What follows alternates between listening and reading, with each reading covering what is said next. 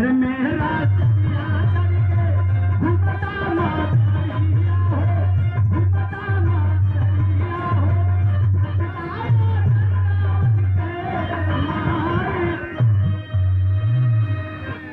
गीत बाबू हमार, लेकिन 14 फरवरी सन 2019 वाला दिन आयल पिंजो जवान देश के प्रति इतना झुकाव उल्लास है, तैयारी करके नर ना था लेकिन चलत में जवान आलन कितना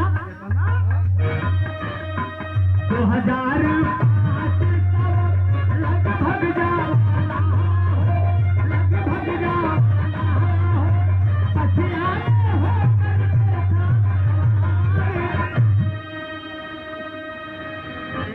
जम्बू से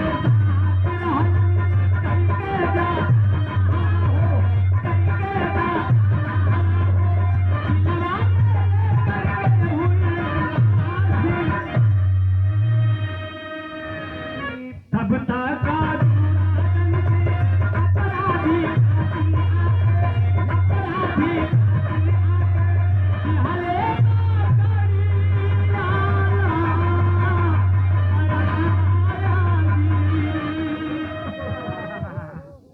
सुबह का समय है बाबू, 2500 लगभग जवान, 2-4 जवान ना हो, 2500 जवान कई बस हैं बाबू, हर एक बस में बैठ के तैनात होकर के लैस होकर के चलत हुए जम्मू से श्रीनगर के लिए जा रहे हैं। बिचवा में पुलवामा में जब बस पहुंचल, जौने बस में बहादुर जवान फौजी अवधेश सिंह यादव बैठल हो, उसी बस के पीछे एक छोटी सी मोटर कार गाड़ी बाबू, जिसमें लगभग 2.5 कुंटल विषैला पदार्थ बारूद लदा है। वो छोटी सी मोटर कार गाड़ी कभी दाहिने से ओवरटेक करती है, कभी बाएं से, कभी आगे जाती है, कभी पीछे, दाएं बाएं आगे पीछे करते करते बाबू जब पुलवामा वो गाड़ी पहुंची है, पीछे से बाबू छोटी सी मोटर कार बस में टक्कर मारती है। और जब बस में टक्कर लगल तब बस कई टुकड़ा बिखर गए। जब कई टुकड़ा बसिया बाबू बिखर गल, पूरा आसमान धुआं धुआं सा हो गल। जब बस बिखर गल तो मन बैठल जवान का हालात हो, केहू हाथ कदल, केहू का पैर, केहू का लाश फट गल, मांस का लोथरा तो बिखर गल। लाइन टेरी खो मास्टर,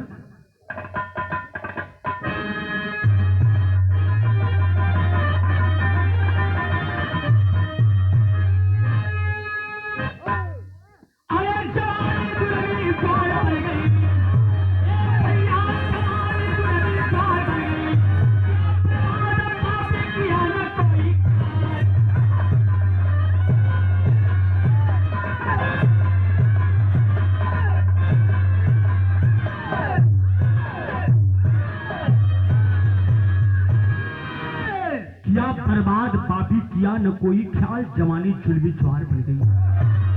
देखवा बाबू, आधा घंटा के बाद जब आसमान साफ गल, जवान आगे की बस आगे रुकली, पीछे की बस पीछे रुक गई बाबू। जवान उतर करके गईलन, जब जवानन के दिखलन, जवानन के हालात, जवान घायल हो बाबू, घायल जवान जवानन के दिखला, आंख से आंसू झरझर झरझर बदबा रोत हो। भैया बड़ी देश के प्रति उल्लास रल, बड़ा उम्मीद रल, चल के सारा पाकिस्तान वाले से पंगा ले हल जाए, लेकिन भैया सारा सपना चकना चूर हो गल। जवान रोत हो, हमारे भैया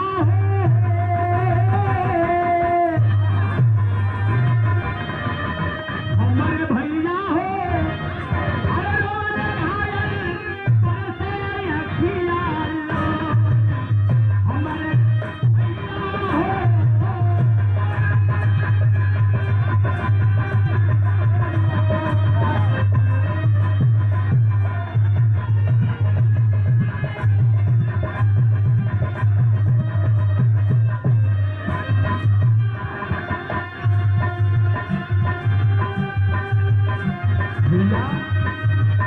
हो गए धोखे से कहा मन के ऊपर हो गए।